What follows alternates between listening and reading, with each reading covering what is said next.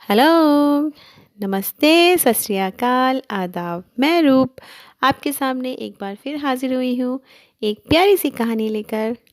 आज की कहानी का नाम है नारद की समस्या। कहानी शुरू करने से पहले आज की पहेली।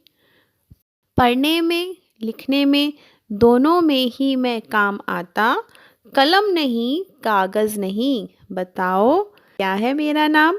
और इस पहेली का जवाब जानने के लिए कहानी सुनिए। कहानी के अंत में आपको इस पहेली का जवाब मिलेगा। तो कहानी शुरू करते हैं।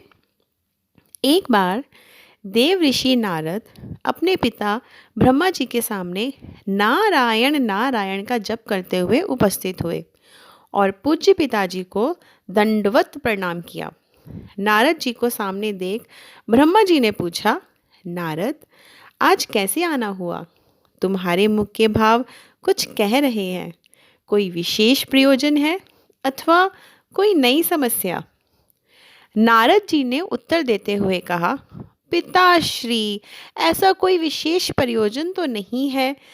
कई दिनों से ये प्रश्न मन में खटक रहा है।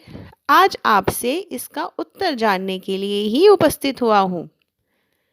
तो फिर विलंब कैसा? मन की शंकाओं का समाधान शीघ्रता से कर लेना ही ठीक रहता है। इसलिए निसंकोच अपना प्रश्न पूछो। ब्रह्मा जी ने कहा, पिताश्री, आप सारे सृष्टि के परम पिता हैं। देवता और दानव आपकी ही संतान हैं। भक्ति और ज्ञान में देवता श्रेष्ठ हैं और शक्ति तथा तपाचरण में दानव श्रेष्ठ हैं। परंतु मैं इसी प्रश्न में उलझा हुआ हूँ कि इन दोनों में कौन अधिक श्रेष्ठ है। और आपने देवों को स्वर्ग और दानवों को पाताल लोक में जगह दी, ऐसा क्यों? इन्हीं प्रश्नों का उत्तर जानने के लिए मैं आपके शरण में आया हूँ। नारद ने ब्रह्मा जी से अपना प्रश्न बताते हुए कहा। नारद का प्रश्न सुन ब्रह्मदेव बोले, नारद, इस प्रश्न का उत्तर देना तो कठिन है और इसका उत्तर मैं नहीं दे पाऊंगा, क्योंकि देव और दानव दोनों ही मेरे पुत्र हैं। अपने ही दो पुत्रों की तुलना अपने ही मुख से करना उचित नहीं होगा। लेकिन फिर भी तुम्हारे प्रश्न का उत्तर ढूंढने में मैं तुम्हारी सहायता ज़रूर कर सकता हूँ। तुम आज ही देवों और दानवों दोनों को मेरी ओर से भोजन पर निमंत्रण भेजो।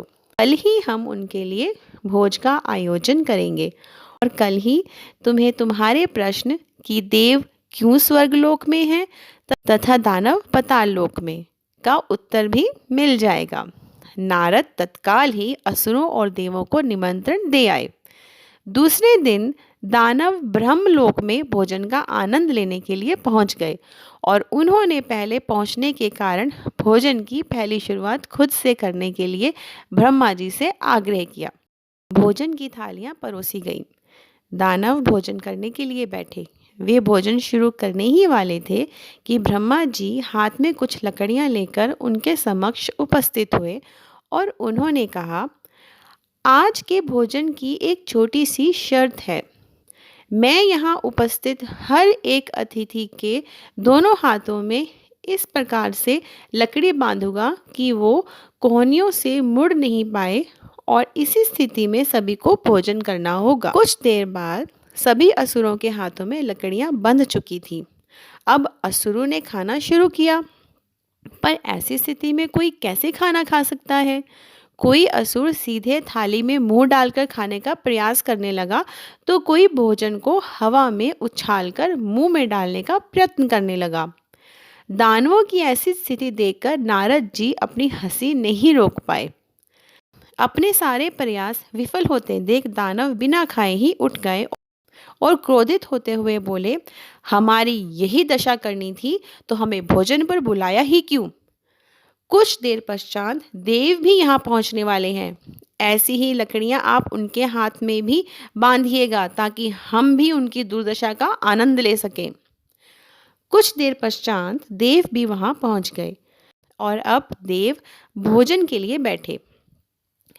देवों के भोजन मंत्र पढ़ते ही ब्रह्मा जी ने सभी के हाथों पर लकड़ियां बांधी और भोजन की शर्त भी रखी। हाथों में लकड़ियां बंधने पर भी देव शांत रहे।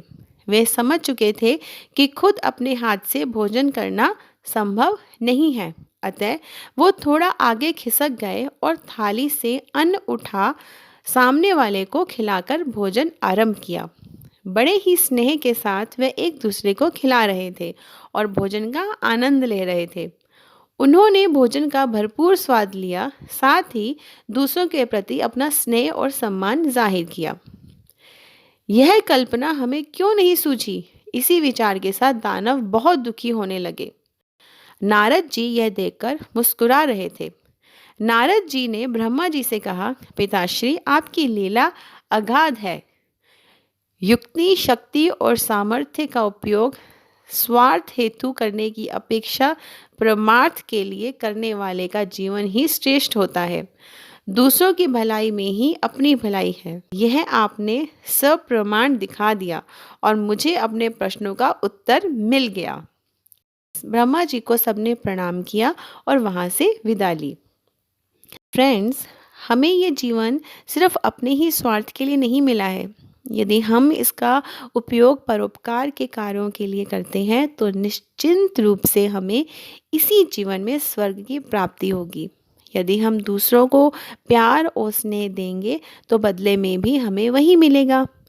यदि हम अपने सामर्थ्य के अनुसार हमारे समाज के लिए छोटा सा योगदान भी दे सके तो ये अपने आप में एक बहुत ही बड़ी उपलब्धि के बराबर है।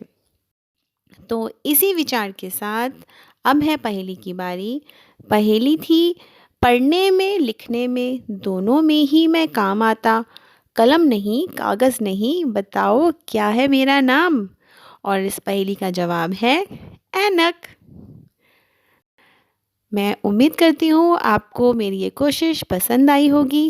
यदि आपको मेरी ये कोशिश पसंद आई है तो प्लीज़ चैनल को सब्सक्राइब करें, लाइक करें, शेयर करें, कमेंट भी करें और हाँ, बेल बटन दबाना ना भूलें न्यू अपडेट के लिए।